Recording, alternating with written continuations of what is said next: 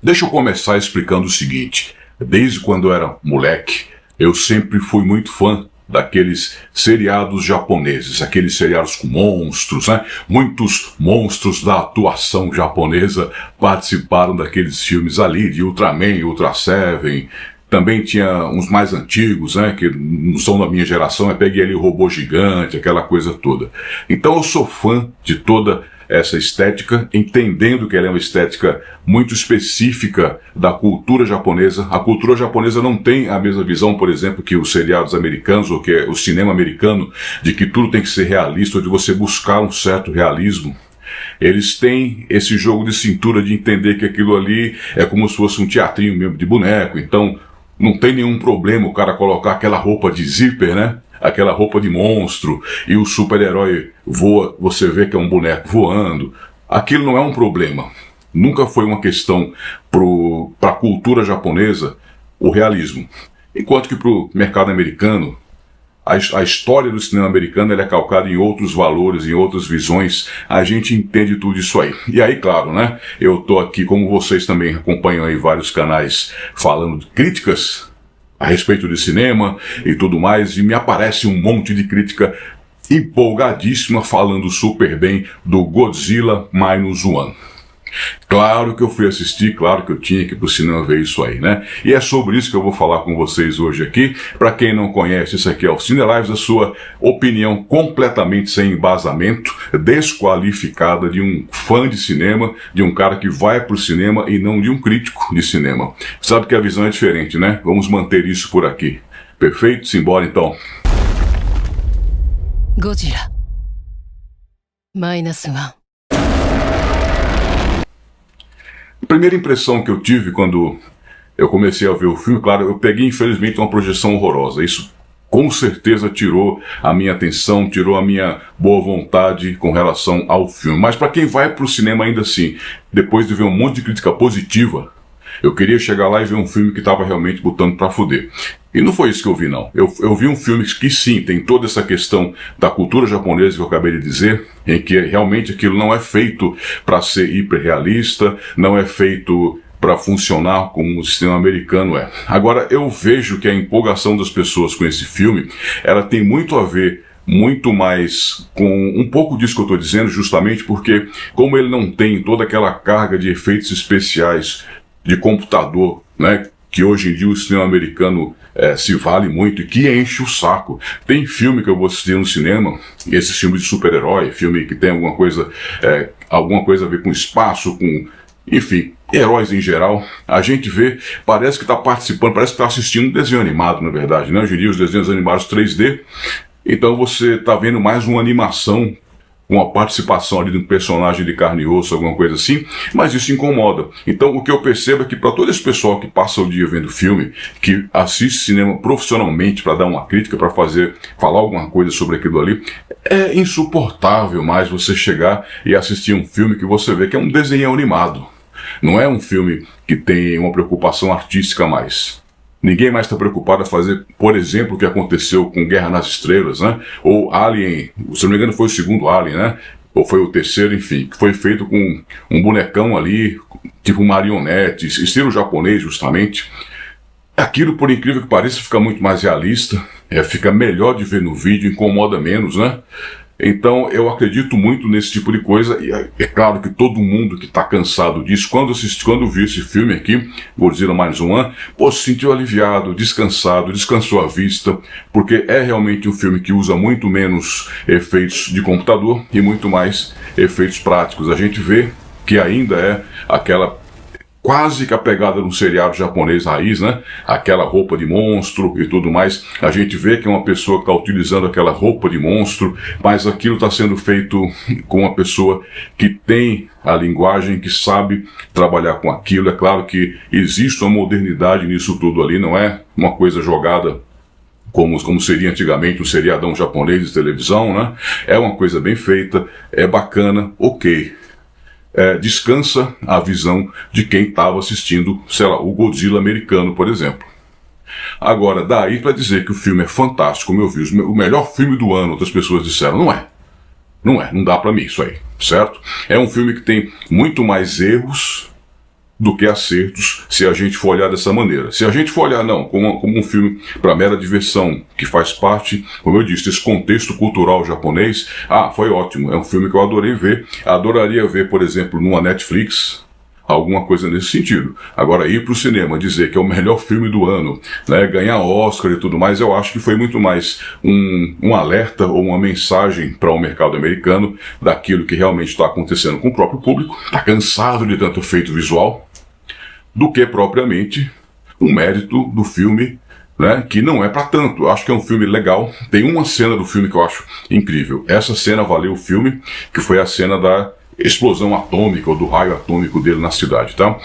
Não é spoiler porque tá lá no trailer, e também eu não tô preocupado aqui com o negócio de spoiler, tá, cara? Você não deve ser uma criancinha aí preocupado com spoiler, né? Se tiver preocupado, sai daqui, porque eu vou falar algumas coisas aqui, um pouquinho que talvez você não queira saber. Mas eu não vou falar o filme inteiro não, fica tranquilo. Mas essa cena é impressionante, realmente. Aquilo chocou visualmente, mesmo com a projeção ruim que eu vi. Foi uma cena impactante e é uma cena que realmente ela é diferenciada dentro do contexto do cinema. Não sei se é o suficiente para ganhar um Oscar, mas eu entendi o que foi dito ali, o que foi feito ali. Perfeito? Com relação ao Oscar, né? Agora, a questão da cena em si, ela é incrível, uma cena muito bem feita. É a cena que vale o filme, na verdade, porque todo o resto em volta não é tão legal. Tá? Eu vou dizer para você o que eu achei de errado, assim, né? Primeiro, eu vi muita gente elogiando um contexto social, de crítica social moderna do japonês, porque a história do cara que fica com a menina e com uma criancinha que eles tomam conta e aquilo. Bicho, isso é típico das histórias japonesas, não é nenhuma inovação, né? Eu posso estar enganado, você me corrija por gentileza. Eu vejo desenho animado desde pequeno, Pinóquio japonês, que era o vovozinho com Pinóquio, que era adotado e não sei o quê. É uma coisa do contexto da cultura japonesa, essas junções, essa coisa do cara que junta com a menina, mas não é namorado, aí toma conta de um Pikachu que é adotado. Então, isso aí não é um problema, não é uma inovação japonesa. As pessoas que olharam por esse lado querem valorizar uma coisa que não existe, e até seria muito chato se fosse, porque eu acho que o que traz um pouco de graça nesses mercados mais alternativos é que eles são menos influenciados por essas tendências politizadas, essas coisas chatas, forçando barra no momento que você quer se divertir, né? Entendeu o que eu tô dizendo? Então, não tem nada contra o pensamento de cada um, cara. Eu acho o seguinte, cinema, você vai para se divertir no geral. A não ser que seja um filme, um cinema, um filme feito com essa intenção. Olha, isso aqui é um filme de propaganda, de um pensamento. Ok, como eu já vi alguns, que você vê que nitidamente foi patrocinado por algum tipo de tendência política, alguma coisa assim. Não é o caso desse filme, então isso é um ponto positivo, não tem nenhum problema nele não ser um filme de críticas sociais, porque ele não é. A parte histórica, né, a parte, vamos dizer assim, uma linha paralela no tempo que ele cria ali, a partir da Segunda Guerra Mundial, é uma coisa muito bacana dentro do contexto da história japonesa, realmente isso é um ponto positivo, bacana, gostei dessa parte, foi uma sacada legal. Agora, a história em si, ela tem muitos altos e baixos, não é uma história que te prende. Eu não achei que é uma história que me prende, eu achei que se fosse um americano trabalhando junto ali, ele tinha organizado esse roteiro melhor para que isso mantivesse o interesse mesmo do público com o que está acontecendo. É uma história que ela é dividida em duas partes que não geram interesse, que não gera aquilo que eles teoricamente querem, né? Querem que você passe a se importar com o protagonista e que aquilo tenha, como o pessoal fala, tal da jornada do herói, mas que é meio quebrada nesse filme, que é legal, isso aí e tudo mais, né? Não é um cinema para você ficar preocupado com esse aspecto técnico. Ele se assemelha para mim, sabe com o que, cara? A historinha que tá ali tem muito a ver com as novelinhas japonesas, essas novelinhas coreanas também que estão fazendo sucesso. É isso, é uma linguagem de novelinha. Então, realmente, para cinema, eu acho que não me pega. Aliás, eu acho não, né? Eu tenho certeza que não me pega no filme. Aquilo deve funcionar, como eu acabei de dizer, como uma série de uma Netflix, de uma Amazon, de alguma coisa assim.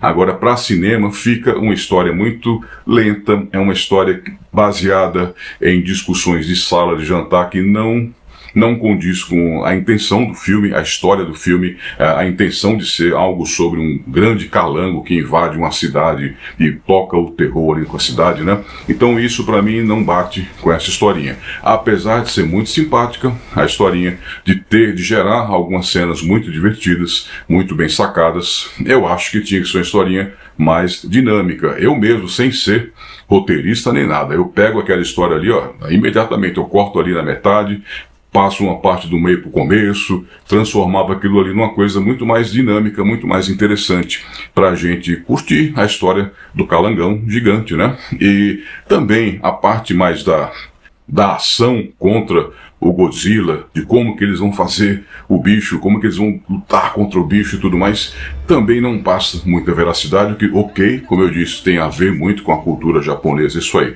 Mas quando a gente fala dessa parte, eu acho como que eles vão atacar, se aquilo vai funcionar ou não vai.